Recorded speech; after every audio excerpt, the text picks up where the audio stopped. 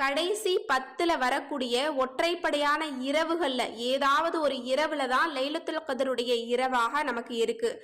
அது எந்த நாள்ல இருக்குது அப்படிங்கிறத பத்தி அல்லாஹ் மட்டும்தான் அறியக்கூடியவனாக இருக்கான். எனவே இந்த ஒற்றைப்படையான இரவுல நம்ம ஒவ்வொரு நாளுமே இன்றைக்கு லைலத்துல் கத்ருடைய இரவாக இருக்கக்கூடுமோ அப்படின்னு நம்முடைய அமல்களை அதிகப்படுத்திக்கிட்டோம் அப்படின்னா 83 வருடங்கள் அமல் செய்த நன்மையை நம்மால அடைந்து கொள்ள முடியும்.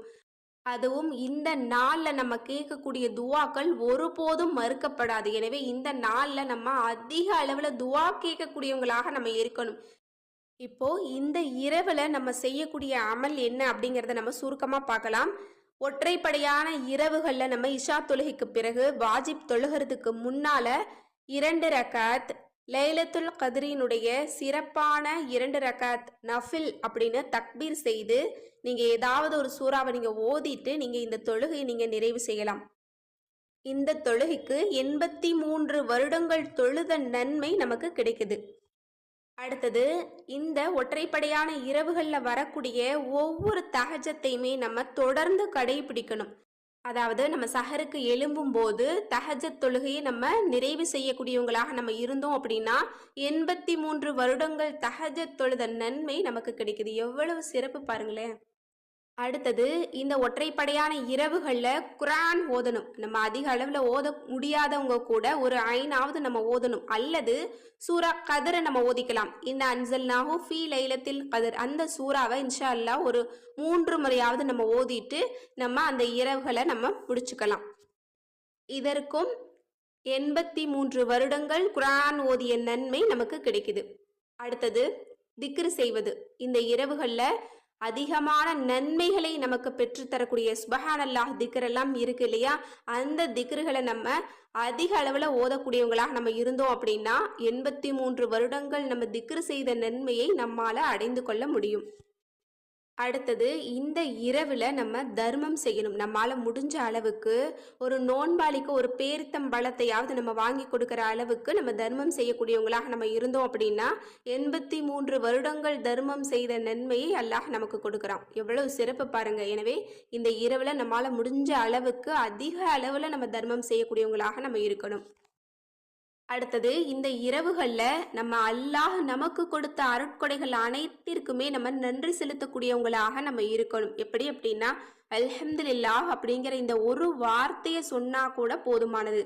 எனவே இந்த இரவுகளில் இன்ஷா அல்லாஹ் நீங்கள் குறைந்தது 100 முறையாவது அல்ஹம்துலில்லாஹ் சொல்லிட்டு அல்லாஹ்வே எனக்கு கொடுத்த அருட்கொடைகள் அனைத்திற்குமே நன்றி யா அல்லாஹ் அப்படின்னு நீங்கள் சொல்லுங்கள். இந்த ஒரு அமலுக்குமே அல்லாஹ் தாலா 83 வருடங்கள் நம்ம அல்லாஹ்விற்கு நன்றி செலுத்திய அந்த கூலியை நமக்கு கொடுப்பான். எனவே இந்த இரவில் அதிக அளவில் அல்ஹம்துலில்லாஹ் நம்ம சொல்லணும். அடுத்தது இந்த இரவில் நம்ம அதிக அளவில் பாவ மன்னிப்பு தேடக்கூடியவங்களாக நம்ம இருக்கணும். இந்த ரமலான் மாதத்தினுடைய கடைசி 10 நாட்களுமே நம்ம அதிகம் பாவ மன்னிப்பு தேடக்கூடியவங்களாக நம்ம இருக்கணும். எனவே இஸ்திக்ஃபாரை நம்ம அதிக அளவில் ஓதக்கூடியவங்களாக இருக்கணும். எனவே இந்த இரவில் அஸ்தக்ஃபிருல்லாஹ் அப்படிங்கிற ஒரு வார்த்தையாவது நம்ம குறைந்தது 100 முறையாவது நம்ம ஓதிக்கணும். இந்த ஒரு செயலுக்குமே அல்லாஹ் தாலா 83 வருடங்கள் பாவ மன்னிப்பு தேடிய நன்மையை நமக்கு கொடுக்கிறான். இன்னும் பாவமே செய்யாத அடியாரை போல அன்று பிறந்த பாலகனை போல நம்மளை பாவமில்லாத ஒரு தூய்மையான அடியாராக மாத்திடுறான். எனவே இந்த இரவுல அதிகம் இஸ்திக்ஃபார் செய்யுங்க. அடுத்தது இந்த இரவுகளில் நம்ம அதிக அளவில் செலவாத்து ஓதக்கூடியவங்களாக நம்ம இருக்கணும். ஏன்னா அடியார் செய்யக்கூடிய அமல்கள்லையே அல்லாஹ் மிக விரும்பக்கூடிய ஒரு அமல் அப்படின்னா செலவாத்து ஓதுறது தான். இந்த செலவாத்தை நம்ம ஒரு முறை சொல்றதுக்கு ஏராளமான சிறப்புகளையும் நன்மைகளையும் அல்லாஹ் நமக்கு கொடுக்கறான்.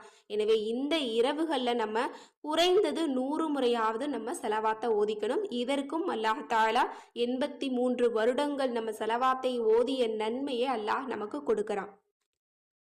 அடுத்தது ரமலான் மாதத்தில் கடைசி 10 நாட்கள் நம்ம ஓதக்கூடிய அந்த துவாவை இந்த இரவுகளில் நம்ம குறைந்தது 3 முறையாவது நம்ம ஓதிட்டு அல்லாஹ்விடத்தில் நம்ம மன்னிப்பை தேடிக்கணும். அந்த துவா என்ன அப்படின்னா அல்லாஹும்ம இன்னக அஃபுவுன் துஹிப்புல் அஃவ ஃபஅஃபு அன்னி. அல்லாஹ்வே நிச்சயமாக நீ அன்பானவன் மன்னிக்க கூடியவன், எனவே என்னை மன்னிப்பாயாக. இந்த துவாவை நம்ம ஓதிக்கணும். அடுத்தது இந்த இரவுகள்ல நம்ம அதிகம் அதிகம் செய்ய வேண்டிய ஒரு வணக்கம் அப்படின்னா துவாக்கள் கேட்பது. நமக்கு இம்மை மறுமையின் தொடர்பான எந்த துவா இருந்தாலும் இந்த இரவுகள்ல நம்ம அதிக அளவுல நம்ம கேட்கக்கூடியவங்களாக நம்ம இருக்கணும். இன்னும் இந்த இரவுல கேட்கக்கூடிய துவாக்கள் ஒருபோதும் மறுக்கப்படாது. எனவே இன்ஷா அல்லாஹ் எனக்கு வரக்கூடிய வருடங்கள் முழுவதும் என்னுடைய துவாவை கபூல் செய்ய அல்லாஹ். இன்னும் எனக்கு ஆயுள் முழுவதும் நான் கேட்கக்கூடிய அத்தனை துவாவையும் எனக்கு கபூல் செய்ய அல்லாஹ் அப்படின்னு நீங்க துவா செய்யுங்க. நிச்சயமாக இந்த இரவுல மட்டும் அது உங்களுக்கு ஆமீன் ஆகிருச்சு அப்படின்னா நீங்க தான் அதிர்ஷ்டசாலி. நீங்க எப்ப எந்த துவாவை கேட்டாலும் உங்களுக்கு அது கபூல் ஆகிரும். எனவே இந்த இரவுல இன்ஷா அல்லாஹ் அதிக அளவுல நீங்க துவா செய்யுங்க.